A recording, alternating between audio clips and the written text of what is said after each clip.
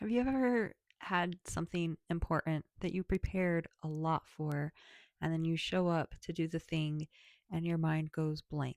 All the preparation that you did, gone, which is interesting because the purpose of preparation and planning and studying is to prepare our mind and body to have that mind muscle connection, to gain that muscle memory, to get the reflexes to be automatic, to have that information be secondhand nature to where it's just like, or I mean, firsthand nature, right?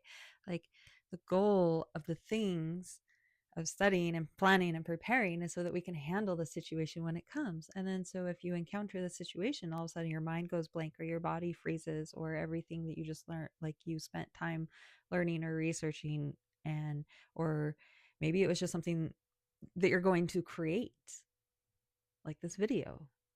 This is what happened to me. I'm Deb. Let's dive into this a little bit more. I My brain is going all the time, right? Everyone's brain is going all the time. And depending on what type of thoughts your brain is attuned to, will determine the type of thoughts that continuously come in. And you can change those. They name a subject, name a scale, a place on the positivity and negativity scale, and any of those thoughts, whatever you pick, is what's going to start flowing through the most. And since I have found myself on this spiritual journey, I guess, because understanding what this is the only thing that I can seem to deem worthy figuring out, right? And how to maintain and manage this so that it doesn't freeze, so that it doesn't forget things, so that I can live the best life, so that I can provide the best life for others, and that I can be of my wholeness and in my authenticity so that I can be able to serve others and be generous and allow others to be seen without fear of that affecting me negatively. And that last part, a lot of the times we put up masks because we're afraid that the response of how someone views us is going to affect us negatively. And that will only happen if we allow that to happen. If someone wants to view you as a villain in their story, if someone wants to hand you a gift of their anger and their boundary crossing and their defensiveness, like, you don't have to accept that gift. You can put up a wall. Sometimes it's okay to put up walls because it's your energy and it's your world. And it's our choice to decide what we want to allow in our energy and what we don't want to allow in our energy. And this morning, I have well, I haven't. I believe I've had company in town, so I haven't really been doing the longer videos. I've put a few shorter things up, and so I've had a lot of ideas and inspirations come through of what I've been wanting to share. And a lot of them I've kind of put on the back burner of like, well, I do really appreciate this subject and I want to dive into the subject more before I share it. I want to make sure I have solid examples to help relay the story in a way that you can understand. And then I'll have ideas that come to me. And today I had an idea come to me. So I sat down to do the video. One moment.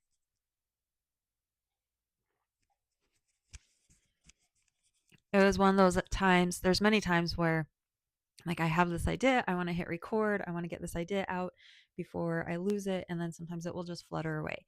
And this was one of those times. So I like really wanted to get this idea, so I hit record or sat down, got all the video stuff ready, and the idea just blanked. And my mind was revisiting some of those, like one of those main ideas that I wanted to pause on before so I could get some solid examples. So I do have that I could bring up, but also I just want to say it's so interesting on the flow of how things work. And I could have sat there and been a little bit more concerned or worried or have anxiety about like, why can't I remember what this video is supposed to be about? And instead I just hit record, because ultimately these videos are about what's going to come through me, because honestly, I don't know that I have my own personality. I have realized that I mold and morph and mirror people so well that I really do feel like I am an extension of source that is constantly flowing through me. And depending on which thing I'm tuned into, I can be anybody and anything, and I can be no thing. Like I've learned that I can be no thing. And really, I could be okay with that. And I've learned that I can do all the things. I could be a smart engineer. I can be an excellent athlete. I can be an amazing dancer. I can be a creative artist. I can be 150% of a mom that is just really sees their child and allows them to grow and gives them all the experiences. Like, we're working on shifting that. Um, but it's authenticity, right? It's finding our most truest inner self. And I've come to realize that our most truest inner self is really everything and nothing. Just the way that we're all connected, the way that everything really is projected. I have my entire life, I have not believed the science behind the planets and the stars. Yes, I believe in astrology, but I still don't believe that they're like these burning balls of gases or whatever they say out there. I haven't believed that. And with the flat earthers, like, yeah, okay, if it's a hologram, I can see where the flat earthers are coming from, because when you look into optics, how everything's kind of round, and there's the lens and photography science, and like our eyeballs are round, and our eyeballs are flipping things around, and the way light reflects and turns things, like, look at a rainbow, it turns things into a circle. So is it possible that earth isn't necessarily flat, but it's just a continuous circle, like it never ends, and it really is just the way that light is projected that creates the round bubble, and stars are just dots of things that are outside of our perception. It doesn't mean that they're glowing balls of light and that's why it's light. It's just they're dots of things that are outside our perception. And if they are 100% linked to energy through how it affects us through geometry and patterns. And the more we learn about our patterns, the more we learn about ourselves and how we're connected and how our body just flows. And we all have the different energies based on our birth and our human design. Like, it's called human design for a reason, and it really does allow you to tap into the things to be able. I mean, mostly I love human design because it allows you to accept the things that you're not good at, right? Like, if I'm sure you're familiar with your zodiac a little bit, and there's times when you look at the zodiac signs, and you've obviously probably compared, like, looked up a partner's zodiac sign, or a child's, or a siblings, or parents, whoever's in your life, you've probably looked up their sign, and you see their qualities and their weaknesses, and you look at your qualities and your weaknesses, and you have a little more compassion for the weaknesses, and you have more inspiration to encourage their strengths, right? And that's what human design is it allows us to accept and embrace the parts that we're not that great at, and put more energy into those things that we are designed for, the human design. And so those stars, if you were to think of them like if this was a puppet world, and each one of those stars was a finger connected to a string, like, it's all going to have different energy, playing a piano or the air holes on a flute instrument. Like, it's the universe. It is creating a song. And I'm not sure if you're aware, but as it has been documented for the cycles that the planets move in, if you were to copy those cycles and put them into a two-dimensional pattern, like a design, like a drawing on a piece of paper, it is geometry. It is the most beautiful geometry. And when they magnify in on water and snowflakes, it's the most beautiful geometry. And actually, water is so malleable that, so snowflakes have the geometry, but water is so malleable that you can put intention into water and that can change its molecular structure.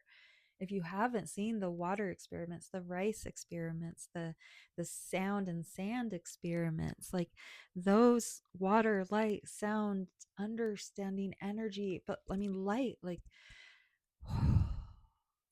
we are venturing into a whole new earth. Some people will come along, some people won't. If you're still here in this video, you're the one that's coming along, because if you've clicked away from this video, then obviously it's just whew, and that's okay. That's totally okay. I can't go back to that. I wish I could many times. I've tried to go back to the naiveness. I've tried to go back to the ignorance of not know. I mean, it would for me it would be ignorance if I were to go back. When you're there, it's not ignorance because you don't know because you're still just that's where you are on your journey. And that's kind of so we have these energy centers and I tell you like chakras are amazing and I do just saying that word sounds funny and it's not about this woo woo yoga chakra ooh, pretty colors and stones this. It's that we are light and energy. And these are energy centers that are projecting light. And each one has its own characteristics that through all the psychology, through all the personality work, through all the self growth and self development, these energy centers just break things down in such a way that makes sense.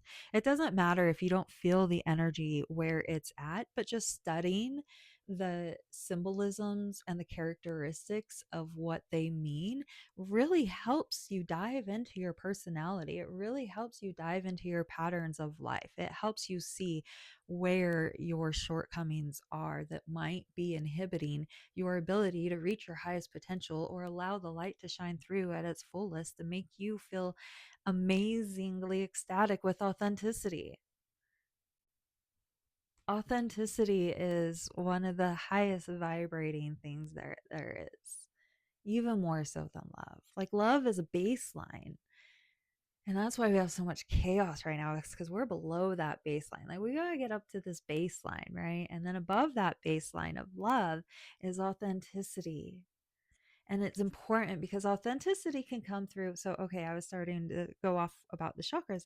And so there's seven of them, right? And the bottom three are definitely more anchored into the 3D realm. Your physical things that you need to survive, your house, your food, the sexual creation that brings these physical bodies into existence and merges the soul into the human avatar. And then we have the solar plexus, which is our willpower, our personality, also our creativity, our community. Like it's friendship, right? It's where we shine from. And then we have our heart that's just love. Like that's the connection from the 3D to the 5D. The upper three are the 5D. And so the heart's in the middle because there's seven of them. So you got to have a middle one. So the heart's the middle. That's the bridge. And then we have our throat.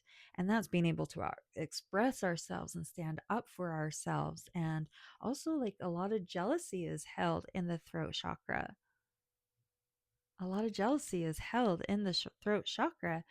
And then after that, we have our third eye where we're able to see clearly and even receive insights, right? But also, insights come from being connected to source, and that's going to be our crown. But a lot of the crown is just wisdom and integrating and allowing the information to be received. And our third eye is knowing how to perceive that information that's coming in.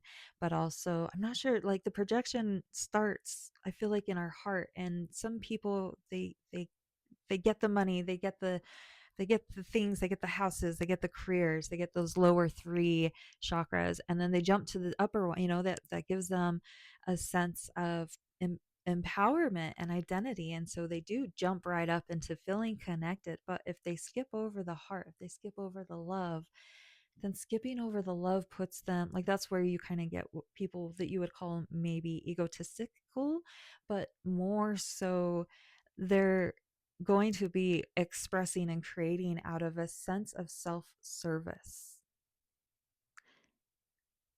And when we don't skip that heart center, when we don't skip that center of love and compassion, understanding and empathy, and when we don't skip that, then we operate from service to others. And that's kind of the difference between some people can feel like they don't need to do chakra work because they feel really strong with all of it. But sometimes it's just the love part that's missing. That part of knowing that you're taken care of and you don't need to do everything for yourself so much. You don't need to do things for things for recognition. You don't need to do things for fame or status or the accumulation of wealth. Like, we want to do it for service for others so that we can shine and reflect back to each other, right? Like, the stars wouldn't be that pretty if there was just one of them. There's lots of them, and they shine back to each other. And that's what we want to be doing here. We want to be shining back at each other with our full authenticity, right? We don't want to be masking and just telling people what they want to hear. We want to give them the beauty of our light by telling them what we feel and what we think. Not what we feel and think is going to make them happy, not what we feel and think is going to make the situation a lighter and easier situation. We want to be true, because only us have the energy that is us and the expression that is us. And we want that to come through as authentically and boldly and brightly as possible. And the more that everyone does that, that's where we're going to create a new earth. Like right now, everything's kind of very much like 3D and lower three chakras. And we're crossing that bridge of understanding love and compassion and collaboration. Like, for so long, I feel like the evil and the good have been like compromising. Like, okay, let's coexist and compromise. Like, you can be evil on this side, but as long as on our small scale, we can exist in our own world and feel okay and feel safe, even though there's all this chaos going on. Like, that's a compromise, and compromise just builds in resentment. And these newer generations, they're feeling that. They know that. They're coming in already prepared to change compromise into collaboration, where we're finding things that work. Not like, oh, okay, you can kill this person in order for us to have safety here in America. No, we're not going to do that compromise anymore. We're striving for collaboration where nobody's getting killed.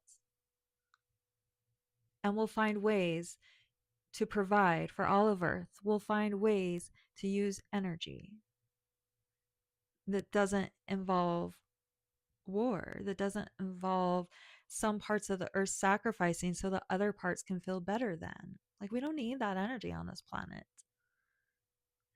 And it's up to us to create that new earth. But like, we do have to start within us first. And that's where doing the work and the shadow work comes in, and that's where it's so important. So I'm looking at the time, and I'm noticing I'm like almost 20 minutes into this video, and I have no idea what I would even call this. That was I had no idea any of those words were going to come through at the beginning of this, and I felt like it all just came through and flowed magically. And yeah, I hope you were able to receive something from this. I'm glad I hit record and just showed up, even though I felt like I had nothing to say. Obviously, there was something that was wanting to come through. So, my name's Deb. I'm here sharing my human experience to help you gain confidence in your human experience. And I'm excited to build a new earth together. And that takes the collective. So join me on this collective to build this new earth, because the more of us that change our mindset, the more we're going to create new. It's like the micro of the macro of the brain, right? In our brain, we create new neural pathways to create a better reality for ourselves. And as we do that collectively, that's how we create the new earth. And then our manifestations are going to come into play so much faster the more of us create new neural pathways within this existence, within this realm and dimension, because we are interdimensional beings. And let's have fun with it while we're here on earth, because we can. Everything's imaginary and made up and projected out. So start from the inside and go outside. Make sure you like this video, especially if you actually made it the whole way. That's good. That's great. No, I say that. Subscribe so you never miss a lesson that is for you. I don't expect every video to be for every person, but I know that the right video finds you at the right time. So make sure you're subscribing so it is popping up in your feed at the right time that you need that message. And comment below for what you like, dislike. Let me know. Let's build this 3D, 5D new earth. Let's build a new reality together.